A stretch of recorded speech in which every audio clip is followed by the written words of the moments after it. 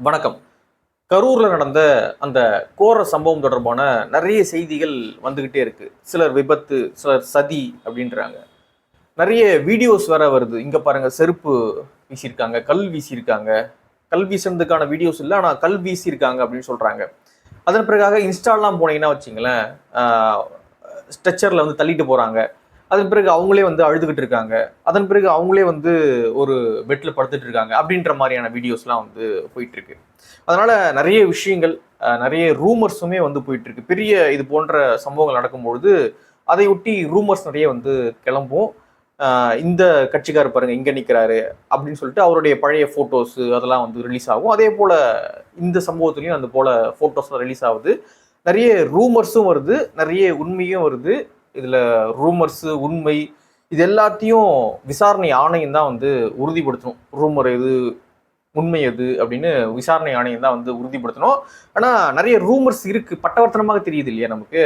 So அதில் நம்ம கண்டுபிடிச்சோம்னா சிலது ரூமர்ஸாக பரப்பிட்டு இருக்காங்க அப்படின்றது தெரியுது. இந்த நிலையில எஃப்ஐஆர் காப்பி ஒன்று ரிலீஸ் ஆயிருக்கு. என்ன எஃப்ஐஆர் அப்படின்னா, சிடிஆர் நிர்மல்குமார் மற்றும் புஷி ஆனந்த், அப்புறம் மாவட்டத்தினுடைய தாவேகா செயலாளர் அவங்க மீதெல்லாம் வந்து வழக்கு பதிவானது செய்யப்பட்டது இல்லையா, அதனுடைய எஃப்ஐஆர் காப்பியும் ரிலீஸ் ஆயிருக்கு. இது தொடர்பாக தான் இந்த வீடியோவில் நம்ம பேச போறோம். அது மட்டும் இல்லாம இன்னும் சில விஷயங்களையும் சேர்த்து பேசிடலாம் வாங்க. முதல்ல நம்ம ஓப்பனா ஒன்று சொல்லணும். என்ன அப்படின்னா, ஓப்பனா எல்லாருமே அந்த விஷயத்த வந்து ஏத்துக்கணும், இப்படிதான் இருக்கு அப்படின்றத. என்னன்னா, 41 பேர் உயிரிழந்திருக்காங்க. இந்த நெரிசல், கூட்ட நெரிசல்ல சிக்கி மொத்தமாக 41 பேர் உயிரிழந்திருக்காங்க. 11 பேர் வந்து மிதிப்பட்டு இறந்திருக்காங்க அப்படின்னு எஃப்ஐஆர் சொல்லுது. 11 பேர் வந்து கீழே விழுந்து மக்கள் மிதிச்சதால, அதாவது கூட்டத்துல அலை மோதுறாங்க, நான் வெளியே போனோம் என்னை விடுங்க அப்படின்ற மாதிரி அலை மோதின காரணத்தினால அந்த மிதிபாடுகள்ல சிக்கி வந்து மிதிச்சு 11 பேர் இறந்திருக்காங்கன்னு சொல்லிட்டு எஃப்ஐஆர் சொல்லுது. மீதி பேர்லாம் மூச்சு திணறல இறந்திருக்காங்க அப்படின்னும் சொல்றாங்க. இது வந்து முதற்கட்ட எஃப்ஐஆர். இது வந்து மாற்றி எழுதுவாங்கன்னு வச்சுங்களேன். அடுத்தடுத்த அப்டேட் பொறுத்து இதெல்லாம் வந்து மாற்றி எழுதப்படும். இது முதற்கட்டமாக எஃப்ஐஆர்ல 11 பேர் மிதிப்பட்டு இறந்திருக்காங்க அப்படின்னு சொல்றாங்க. ஸோ இப்படியான ஒரு கோர சம்பவம் நடந்திருக்கு. ஆனா இந்த சம்பவத்துல இறந்தவங்களுடைய குடும்பத்துக்கிட்ட பத்திரிகையாளர்கள் பேசுறாங்க. அப்படி பத்திரிகையாளர்கள் பேசும்பொழுது ஒரு குடும்பம் கூட என் கண்ணில் படலையா அப்படின்னு தெரியல. படலை அப்படின்னா நான் தவறா சொல்றேன் அப்படின்னா நீங்க கமெண்ட்ல அதை பதிவு பண்ணுங்க. வீடியோ ஆதாரம் இருந்தாலும் நீங்க என்னுடைய எக்ஸ்தலத்துல கூட நீங்க மென்ஷன் பண்ணி போடலாம்.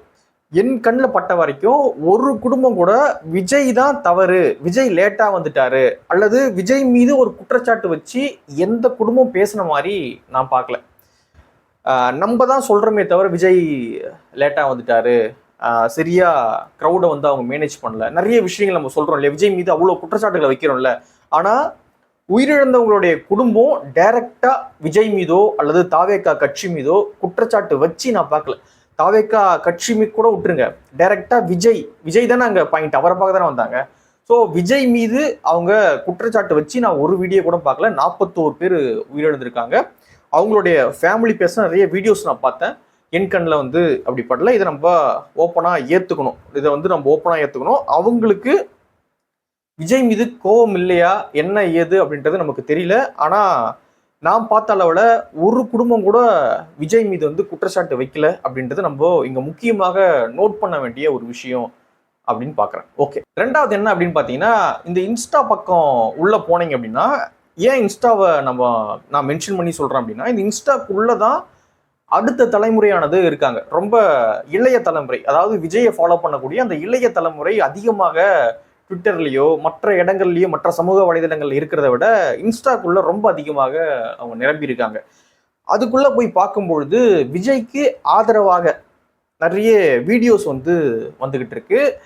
விஜய் தான் இதுல பாதிக்கப்பட்டாரு அப்படின்ற மாதிரி நிறைய வீடியோஸ் வருது. ஒரு சிம்பத்தி தான் விஜய் மீது அவங்க கிரியேட் பண்ண ட்ரை பண்ணிக்கிட்டே இருக்காங்க. அவங்க விஜயை கார்னர் பண்ணியோ அல்லது அப்படியான வீடியோஸ் நான் வந்து ரொம்ப கம்மியாக தான் பார்க்குறேன். விஜய்க்கு ஒரு சிம்பத்தி இதன் மூலியமாக அவங்க கிரியேட் பண்ண ட்ரை பண்ணுறாங்க அப்படின்றது நமக்கு தெரியுது. விஜய் தான் இதில் பாதிக்கப்பட்டிருக்காரு, வி ஸ்டாண்ட் வித் விஜய் அப்படின்ற மாதிரியான ஸ்டோரிஸ் பார்க்குறேன், நிறைய ரீல்ஸ் பார்க்குறேன். அப்புறம் நிறைய படங்களுடைய காட்சிகள், விஜய் நடித்த படங்களுடைய காட்சிகளை எடுத்து போட்டு விஜய் தான் பாதிக்கப்பட்டிருக்காரு அப்படின்ற மாதிரி நிறைய இதெல்லாம் பார்க்குறேன். ஸோ இதெல்லாம் நம்ம வாட்ச் பண்ணணும். இப்படிதான் இருக்கு. நம்ம இவ்வளோ வீடியோஸ் எல்லாமே நீங்க பேசலாம், புள்ளி விவரங்களோடு. விஜய் தப்பா வந்துட்டாரு, இவ்வளோ டைமுக்கு வரல, அது இது என்ன பேசினாலும் கிரவுண்ட் ரியாலிட்டி இப்படிதான் இருக்கு அப்படின்றத நம்ம நோட் பண்ணிட்டு நம்ம அடுத்த இடத்துக்கு போகணும் அப்படின்னு நினைக்கிறேன். ஸோ அதனால தான் இதை இங்கே நான் பதிவு பண்ணுறேன். அடுத்ததாக நம்ம பார்க்க வேண்டியது என்ன அப்படின்னு பார்த்தீங்கன்னா, எஃப்ஐஆர். பல பேர் மீது வழக்கு பதிவானது செய்யப்பட்டிருக்கு. எஃப்ஐஆர் வந்து நம்ம படிக்கும்பொழுது என்ன சொல்றாங்க அப்படின்னு பார்த்தீங்கன்னா, நிறைய விஷயங்கள். அதாவது அவங்க அனுமதி கேட்டாங்க, நாங்கள் அனுமதி கொடுத்தோம், சுமார் 500 காவலர்கள் வந்து அங்கே பணியமர்த்தப்பட்டிருந்தாங்க அப்படின்லாம் சொல்றாங்க. அப்புறம் ஒரு இடத்துல வந்து தவறாகவும் சில விஷயங்கள் பதிவு பண்றாங்க. என்னன்னா, 9 மணிக்கு பல்வேறு தொலைக்காட்சிகள், அதாவது இந்நிலையில் காலை 9 மணிக்கு பல்வேறு தொலைக்காட்சிகளில் தமிழக மக்கள் கட்சி தலைவர் விஜய் அவர்கள் மதியம் 12 மணிக்கு கரூர் வர இருப்பதாக சொன்னதை தொடர்ந்து காலை 10 மணியிலிருந்தே பொதுமக்கள், கட்சி தொண்டர்கள் பெருமளவில் வர தொடங்கினார்கள். இதனால் வேலுச்சாமிபுரம் மெயின் ரோடு, கோவை சாலை, அப்புறம் சில இடங்கள்ல வந்து கூட்டம் அதிகமாக கூட ஆரம்பிச்சது அப்படின்னு சொல்றாங்க. அதாவது தமிழக மக்கள் கட்சி தலைவர் அப்படின்னு பதிவு பண்ணியிருக்காங்க. ஸோ அது தவறான ஒரு விஷயம். அதை மாற்றுவாங்கன்னு நினைக்கிறேன். அப்புறம் ஆல்டர் பண்ணுவாங்க எஃப்ஐஆர். எப்பயுமே எஃப்ஐஆர் வந்து ஆல்டர் பண்ணுவாங்க அடுத்தடுத்த அப்டேட்ஸ் வரும்பொழுது. அப்போ இதெல்லாம் மாற்றிடுவாங்க. இப்போ என்ன சொல்றாங்க அப்படின்னு பார்த்தீங்கன்னா, 500 காவலர்கள் வந்து நாங்கள் பணிக்கு போட்டிருந்தோம் அப்படின்னு சொல்றாங்க. ஓகேங்களா? அதுக்கப்புறம் வந்து இன்னொன்று என்ன அப்படின்னு பார்த்தீங்கன்னா, 9 மணிக்கு பல்வேறு தொலைக்காட்சிகளில் விஜய் அவர்கள் மதியம் 12 மணிக்கு வருவார் அப்படின்னு சொன்னதை அடுத்து நிறைய தொண்டர்கள் வராங்க அப்படின்னு எஃப்ஐஆர்ல பதிவு பண்றாங்க.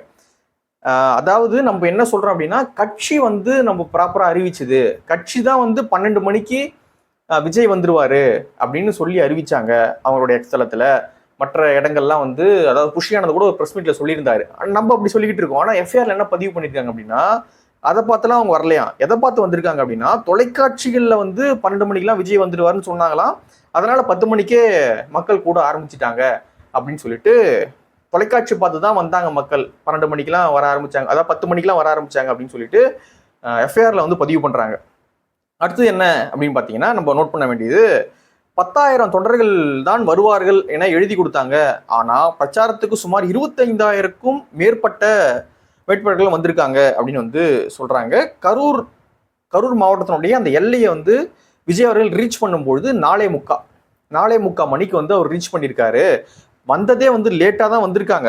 ஸோ வந்தது மட்டும் இல்லாமல் பல்வேறு சாலை விதிமுறைகளையும் அவங்க வந்து மீறி இருக்காங்க அப்படின்னு வந்து எஃப்ஐஆர்ல பதிவு பண்றாங்க. அதாவது கரூர் மாவட்ட எல்லையான வேலாயுதம்பாளையம், தவிட்டுப்பாளையம் வழியாக நுழைந்து வேண்டுமென்றே காலதாமதம் செய்து தெருவில் அனுமதி இல்லாமல் ரோட் ஷோ பல்வேறு இடங்களில் நடத்தி போக்குவரத்திற்கும் பொதுமக்களுக்கும் இடைஞ்சல் ஏற்படுத்தி அதிக இடங்களில் நிபந்தனைகளை மீறி சொல்லியிருக்காங்க.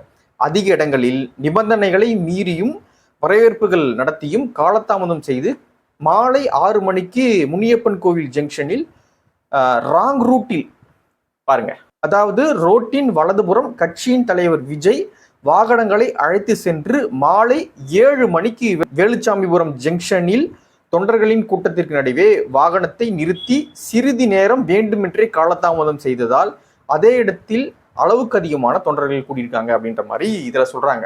அதாவது பல்வேறு போக்குவரத்து விதிமுறைகளை வந்து மீறி இருக்காங்க. அது மட்டும் இல்லாம காவல்துறை கொடுத்த அனுமதிகளையும் அவங்க மீறி இருக்காங்க. குறிப்பாக விஜய் அப்படின்னு வந்து பதிவு பண்றாங்க எஃப்ஐஆர்ல. ஆனா இதுவரை விஜய் மீது வழக்கு பதிவு செய்யல. ஏன்? ராங் ரூட்ல போனாரு, சொன்ன இடங்கள்ல நிக்காம அதிகப்படியான இடங்கள்ல நின்னாரு, பொதுமக்களுக்கும் மற்றவர்களுக்கும் இடையூறு ஏற்படுத்தும் விதமாக அவருடைய செயல்கள் அமைந்தது அப்படின்னு வந்து எஃப்ஐஆர்ல பதிவு பண்றீங்க. ஆனா இதுவரை விஜய் மீது ஏன் ஒரு வழக்கு பதிவு செய்யல?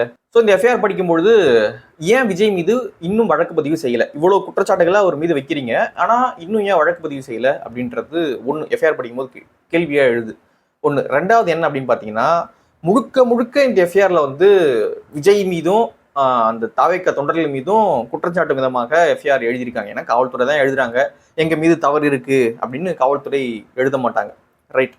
அது எல்லாமே விசாரணை ஆணையம் இருக்கு, அவங்க என்ன பண்றாங்க அப்படின்றத நம்ம வெயிட் பண்ணி பார்ப்போம். அது மட்டும் இல்லாம கோர்ட்லயும் கேஸ் போட்டிருக்காங்க.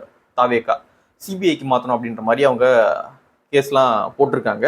ஸோ அதில் என்ன நடக்குது அப்படின்றத வெயிட் பண்ணி நம்ம பார்க்கலாம். செந்தில் பாலாஜி வந்து இதில் சம்மந்தப்பட்டிருக்காரு, அவருடைய சதி இருக்கு அப்படின்லாம் வந்து சொல்லிக்கிட்டு இருக்காங்க. அது எந்த அளவுக்கு உண்மை, என்ன ஏது அப்படின்றத நமக்கு தெரியல.